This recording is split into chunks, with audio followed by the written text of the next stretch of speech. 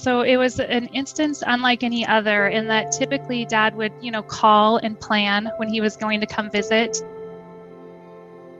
Of course, he would come see his granddaughters often, so it wasn't unusual that he came. But this time he came unannounced. And so immediately I kind of had that red flag radar go up of like, whoa, something's going on here, but I don't know what yet. You're listening to Casey Byington. She joined me via Zoom from her home in Boise, Idaho. Casey's father is Lance Corporal Bill Klobas, who served in Vietnam from 1968 to 1969. And the surprise visit she's talking about from her dad took place 3 years ago, and it would turn out to be a major turning point in both of their lives. He stayed a night, and then the next morning when I got the girls ready and sent them off to school and I was sitting down to start work, he just came into the kitchen area and just hysterically started sobbing and talking about how he could not get some of these memories of Vietnam out of his mind. It was just emanating out of him, just sobbing hysterically, sharing that he feels like he doesn't have anyone to talk to.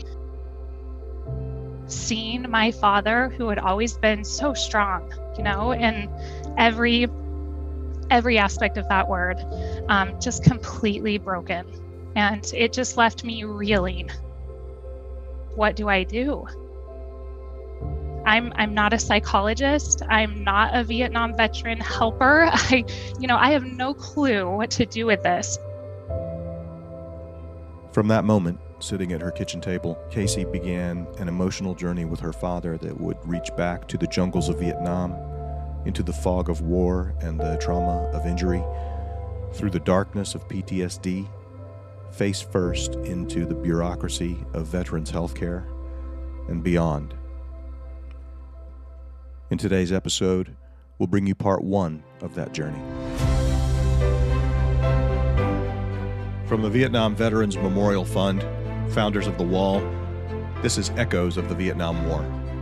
I'm your host, Michael Crone, bringing you stories of service, sacrifice, and healing from people who still feel the impact of that conflict nearly 50 years later.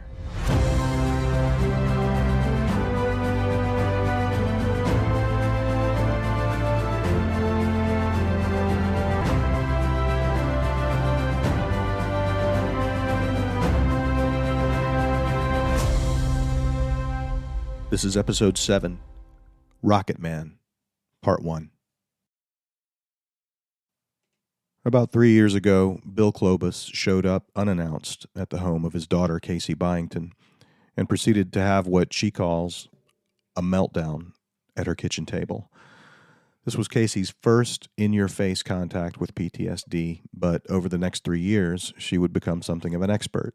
Maybe not medically, but in terms of understanding her father's suffering, its effect on the rest of his family, and what it takes to get help from the federal government. In honor of PTSD Awareness Month, we're dedicating this episode and the next one to the story of Bill and Casey. You'll hear more from my Zoom conversation with Casey, and you'll also hear from Bill, who recorded a separate one-on-one conversation with Casey for this podcast. The audio quality from that conversation between Casey and her father isn't great. It's a little distorted, and I don't have the skills to fix it, but you'll be able to hear Bill and Casey clearly above the distortion. For now, back to my conversation with Casey. What do you remember of your childhood? Was there any feeling at the time that you had that, something's not normal? I have to say that I had an absolutely incredible childhood. When I think back to it, Mom and Dad were so present. I had 3 brothers. We had so many friends that we, would go to family barbecues. I called people aunt and uncle, this and that really weren't blood related. They were just Mom and Dad's great friends. My dad was so supportive of everything and anything that we wanted to do as his children. My oldest brother was really into skateboarding. He got us tickets to go see Tony Hawk. My second oldest brother loved BMX racing. Dad got him into BMX racing, and every Saturday we were out on the track. It was anything and everything that we wanted to do, he was supportive for. So when you ask if I felt like it was normal, I did. But I also felt like, looking back, like there were times that I felt like he wasn't approachable, I guess would be the best way to sum it up. That there were times that it was like, we need to just be quiet because dad's dealing with some things right now. You had no idea what those things were. No idea. He didn't even talk to mom about it. So, it's not, she knew that he was struggling mentally. But she still to this day doesn't really know the stories that I know. He never opened up about it.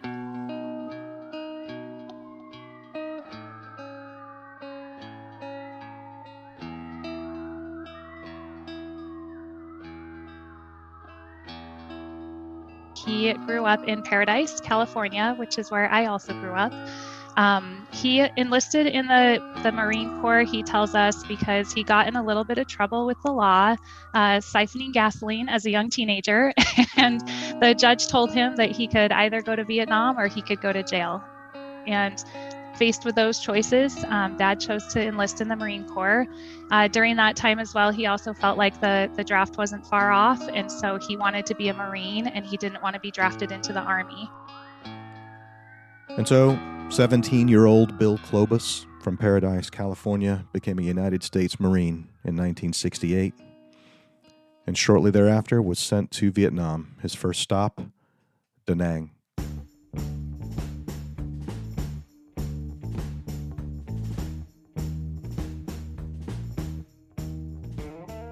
The first place I went in Vietnam after Da Nang, they told me that I was going to be assigned to India Company, 3rd Battalion, 7th Marines, which at that time was on Hill 65. So that's where we went.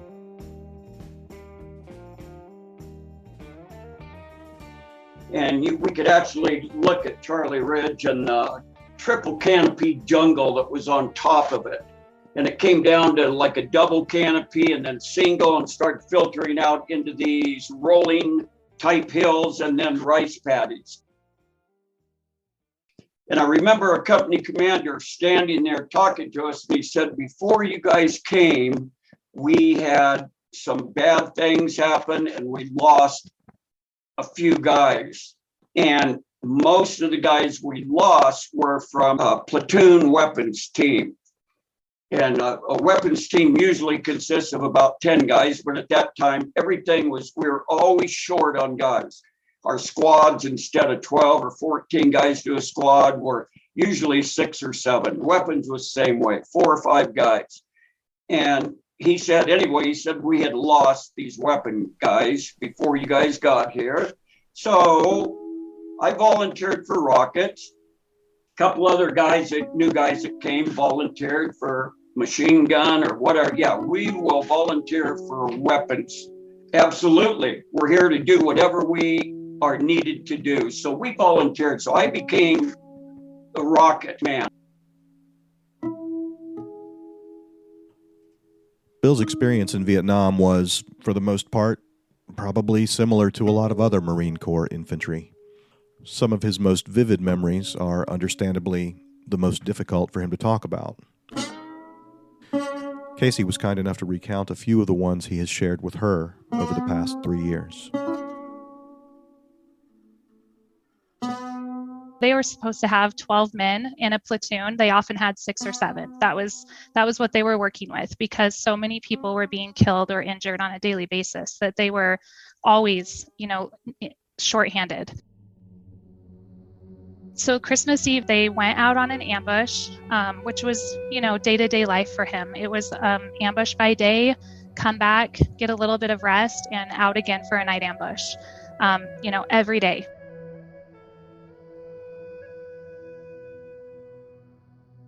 And so this particular one, they were out and they were coming back on a very small road to get back to their hill, which was Hill 65 at the time.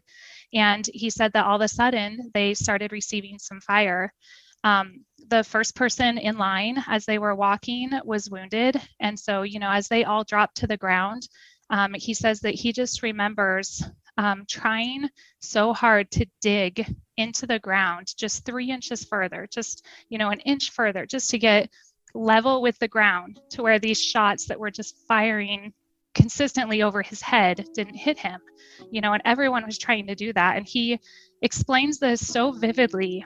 I feel like I'm there, and I feel like I'm touching that dirt, and I'm smelling the rice paddy. And he's talking through that, and he remembers that the radio man that they asked called back for help and said, we need artillery dropped. We're being hit. We've taken wounds. We need help. And what they said back to them was that, sorry, it's Christmas Eve. We have a ceasefire on Christmas Day. We can't send support. You guys are on your own.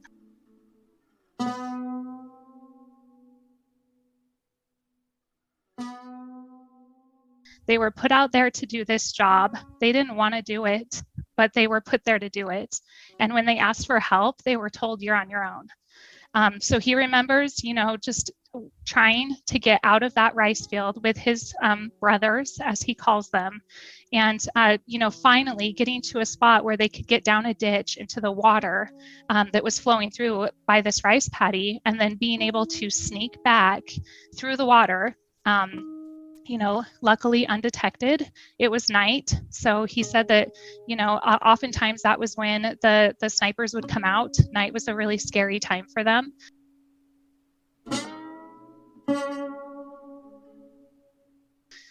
But they were able to follow this water channel back to get to their hill without any casualties and, minimal wounds from that.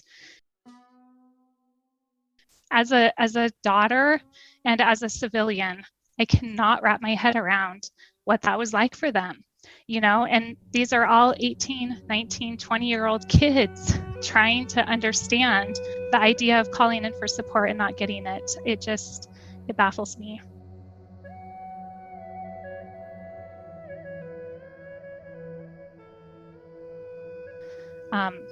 Another one would be the night that his very dear friend Coco died. This is one that haunts my dad still to this day. He wakes up at night sometimes screaming his name. So again, a night ambush. He was out with his weapons platoon and a few other guys. They set up a triangle. So his friend, Wooly, who has passed away, was on the machine gun. And the machine gunner always has a support that helps to carry all of bullets for that machine gun. And then Dad was sitting across from Wooly, and Coco was right in front of Dad, and they were taking turns sleeping, doing shifts on this night ambush. And my dad describes that it was raining so hard, everything was just sopping wet. They were in the mud. He remembers putting his poncho over himself when Coco said he would take the first shift and Dad could rest. So my dad laid down. Coco was sitting on his knees. Wooly detected movement. There wasn't supposed to be anyone around. And so he opened up with the machine gun. The machine gun jammed. The Vietnamese, were able to start firing on them. And Coco was hit. I think the hardest part for Dad is that Coco kind of fell onto him because he was laying below him. And he just remembers, blood everywhere, just trying to comfort him because it was one of his very dear friends. But also, he's still being shot at, and so he had to pull a grenade pin and throw a grenade to take care of the enemy fire. And he said that where they were in the jungles of Vietnam, he did have to put Coco into a body bag and carry him for a few days. Until somebody could come in.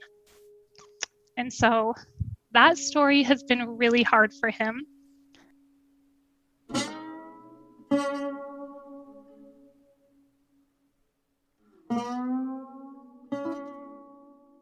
From March to May of 1969, U.S. Marines and ARVN troops fought to clear NVA units from the hills and valleys of Quang Nam Province, southwest of Da Nang, in an operation known as Oklahoma Hills.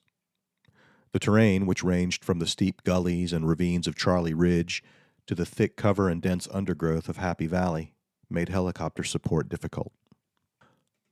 On April 26th, Bill and a few of his comrades were walking out of the jungle into the valley when they started to receive sniper fire. They could see a large boulder that would provide cover, but they couldn't get to it, So the lieutenant decided to call Hill 65 and ask for artillery support to suppress the sniper fire. And the radio man that called in the artillery was a guy named Steve. He was our platoon radio man. So he was with the lieutenant at the time this happened. And we were pinned down. So we were on the ground trying to not get shot. The lieutenant told Ski to call in Willie Peter, which is a spotter round, to make sure that we have the grid coordinates right on where the artillery is going. So he called in a Willie Peter round. I heard it whistle over my head and land about 500 yards above me, right at the edge of the jungle. That Willie Peter landed and exploded. Well, to the lieutenant, he decides that round landed about 50 yards above where the snipers were. So he told Ski, the radio man, pass the word, drop 50 and fire for effect, which means the next round is going to be the high explosive. Drop 50 yards and fire for effect. By the time the word got back at the hill that the artillery was coming from, somebody screwed up and it went from drop 50 yards to drop 500. So the next round I heard it boom, boom. They were about 5 miles from us. And then the next thing you hear is a screaming, kind of a whistling. And you can tell about where that round is going to land because I've been used to a lot of artillery being called in close to us. So I knew. I heard the boom, I heard the whistle, and I thought, oh my God, it's going to hit me. I curled up. It's all I could think of doing was curling up. And that's the last thing I remember. Bill's comrades later reported that he was thrown about 30 feet through the air. When he hit the ground, they ran to him and found him unconscious, bleeding from his nose, ears, eyes, and mouth. They pulled him to safety, secured the perimeter, and called for a medevac, which took about 30 minutes to arrive.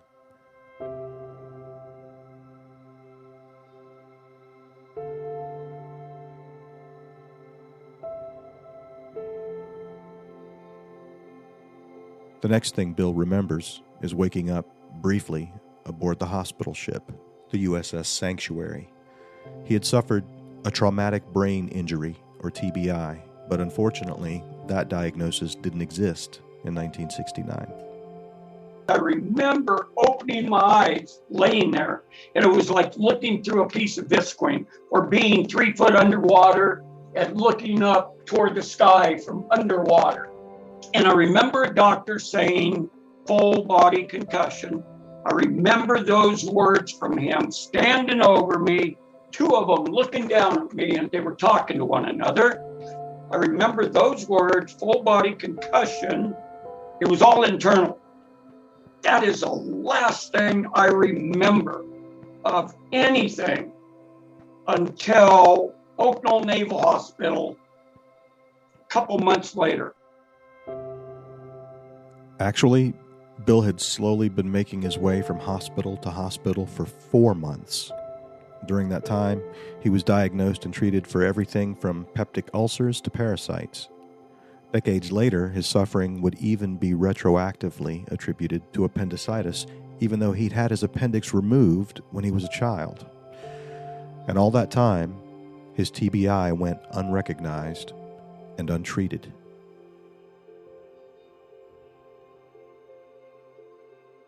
I was flown back to Treasure Island in San Francisco from Hawaii. I spent maybe 2 or 3 days doing paperwork. They handed me a $130 or $40 check that they owed me. And they told me to get civilian clothes, put them on, and I had like an hour to get off the base.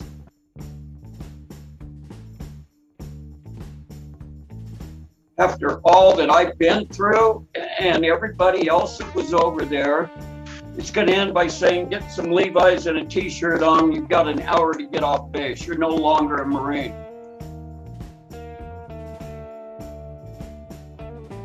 the anger came to me first. I thought, my God. Angry, injured, haunted, and alone, Bill Klobas walks out of the Marine Corps and into 1969 San Francisco. He'll bounce around for a bit, make some bad choices, fall in love, finally start to imagine a bright future for himself. But his darkest days, it turns out, are still ahead. They say in Vietnam, you leave your soul there. We'll pick up his story after a short break.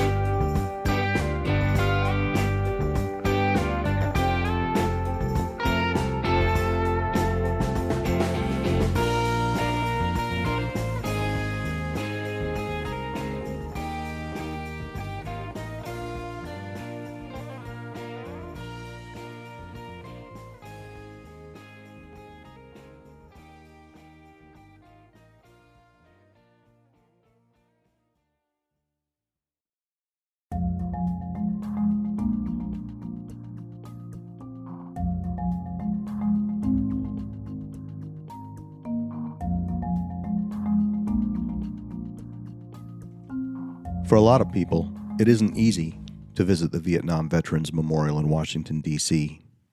So VVMF created the Wall That Heals, an exact replica of the wall at 3/4 scale that travels to communities all across America. The Wall That Heals and the Mobile Education Center that travels with it will be in Champlain, New York, June 24 through 27, and Townsend, Massachusetts, July 1 through 4. For more 2021 tour dates and locations, visit vvmf.org. Like Bill Klobas, a lot of service members found that they left Vietnam, but Vietnam didn't leave them. Nearly 3 million service members served in Vietnam and most returned home, but since then, thousands of Vietnam veterans have battled PTSD, post-traumatic stress disorder, and it has impacted their lives and the lives of their families to this day. Join VVMF as we promote National PTSD Awareness Day on June 27th by bringing light to the continuing toll of the war. To find out how you can sponsor a PTSD awareness candle and be the light in the dark, visit vvmf.org.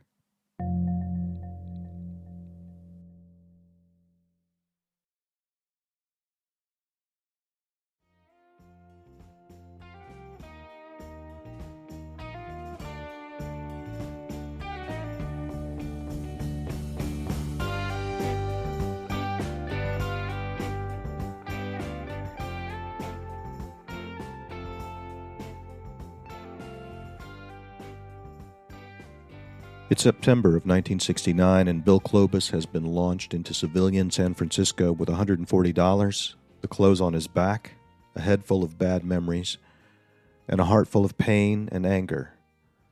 He is not welcomed home, and he is not thanked for his service. The whole atmosphere was anti-Vietnam. Nobody wanted to talk about it.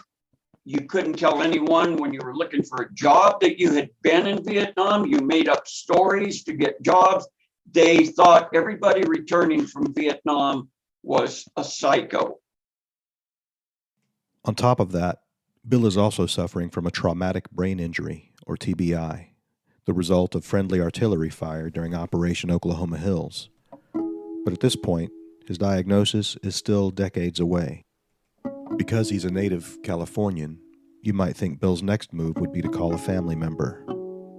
I had basically not been in contact with any of my family for about 25 months, over 2 years. The whole entire time I was in boot camp, in Vietnam, in the hospitals, I had not been in contact with a family member.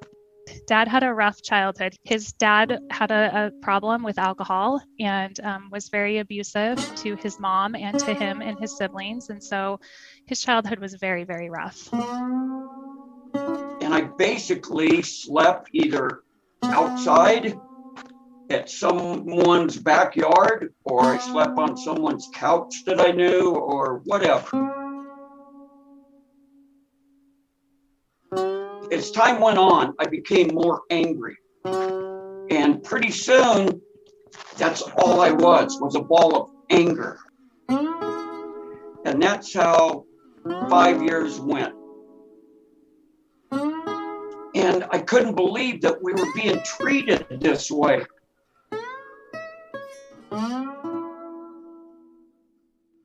So I was going down the wrong road real quickly when I met your mom, Gail.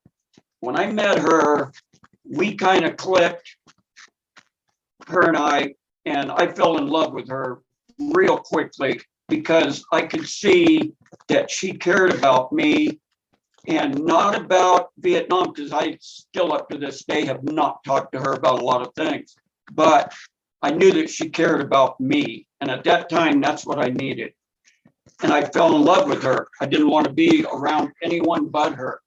And naturally, she didn't know what I had been through or what I was thinking or anything going on with me much, because you put on this mask around people. And the mask is that you're happy, you're smiling, you want to do this, you want to do that, you want to act the right way and all, you know? And Mom kind of helped me see that I had to start living some of that life, or else I was going to destroy myself. And I knew that too.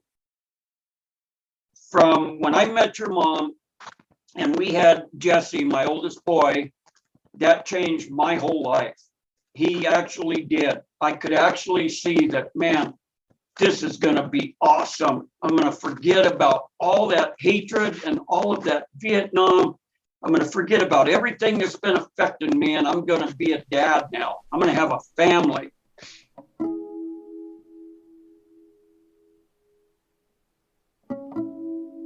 We had Kelly, my other son, born 2 years after Jesse, and then you were born 2 years after Kelly. And by then, I'm thinking, my God, this is it, you know? I felt like I had something to live for and something that was mine.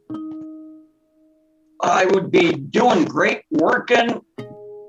Well, little did I know that all the horrors that I had seen and been through in Vietnam weren't going away like I wanted them to. They kept coming back on like maybe 3 to 5 or 6 year intervals. Mm-hmm.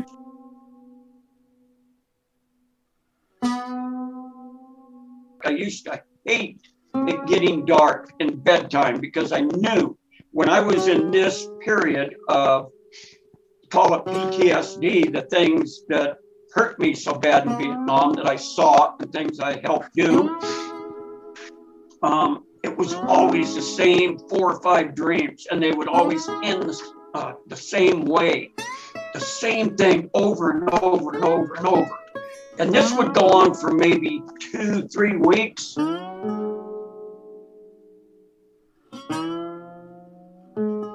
And at times I'd have to come home from work and I would just go in my bedroom, shut the door, and put a pillow over my head and lay there. And I would just lay there and think, why in the hell is this happening right now? It comes and it takes all of your excitement for life, all of your want for anything. It takes it away from you. That's what depression is.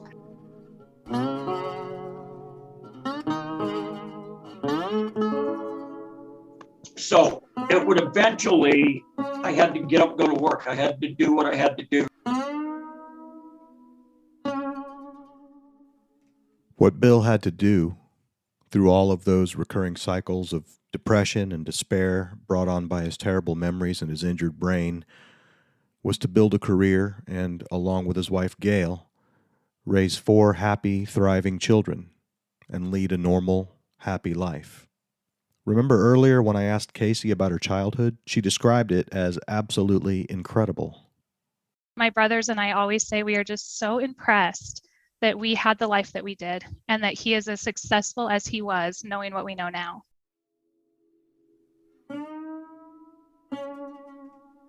But you can't outrun PTSD, and you can't ignore a TBI. At least, not forever. Eventually, if you're lucky, you'll end up breaking down at Casey's kitchen table. That day started out like any other, until images from Bill's past came banging on the door.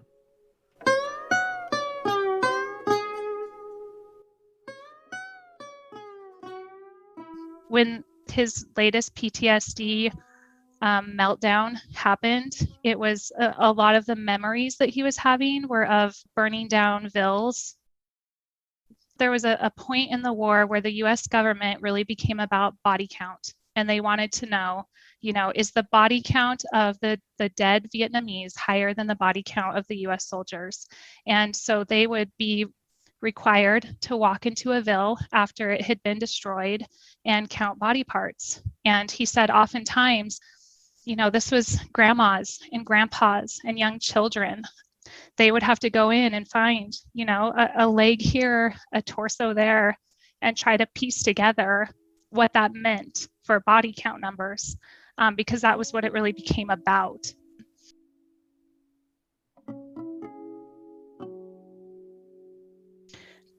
When he had his latest breakdown with PTSD, it was with my niece, watching cartoons with her. Me and Zaya, from the day she was born, were freaking tight. The reason I went to her house 3 days a week to watch cartoons with her was because every time I walked into her house,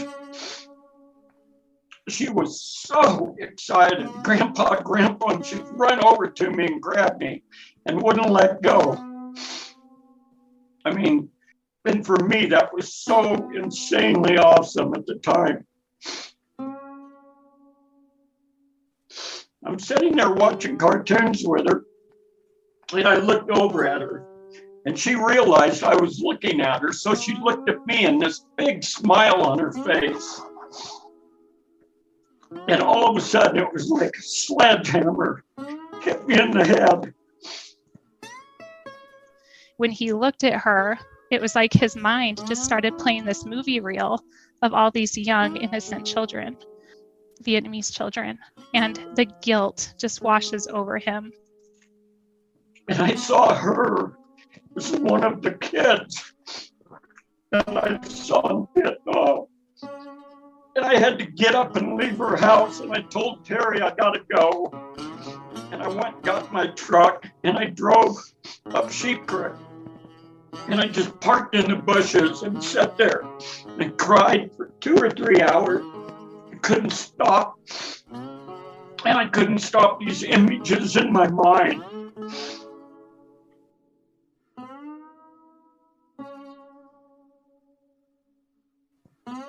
And that's when I knew at that point that this all, not only being the same as all the other episodes, this was different. This was telling me that if I didn't get professional help with this to figure things out, that it might as well be the end of me, because I couldn't live with that anymore. I couldn't do it anymore. This was the last time I was going to let this come to me like this.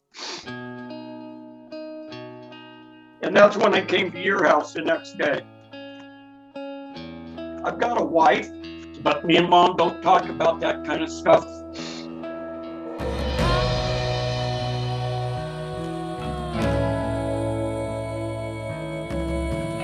I knew that if I went to you, that you would find a way to help me.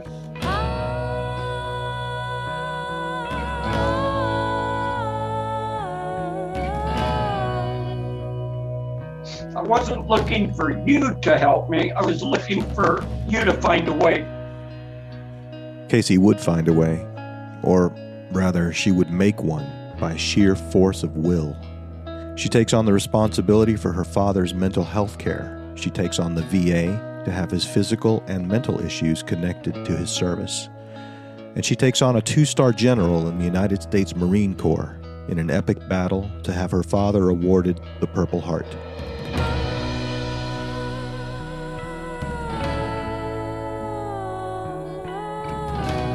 And we'll bring you all of that in our next episode, Rocket Man Part 2. That's in 2 weeks.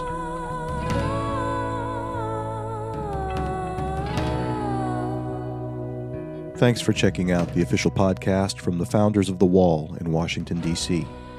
We publish an episode every 2 weeks, so be sure to subscribe wherever you get your podcasts. And if you like it, there are a couple of easy things you can do to help support it. One is to share it with a friend who might like it as well. Another thing that helps us tremendously is if you leave us a rating or a review wherever you get your podcasts, like Apple Podcasts or Spotify, for example. You'd be surprised how much that little action helps new listeners find us. And as always, let us know what you think by emailing echoes@vvmf.org.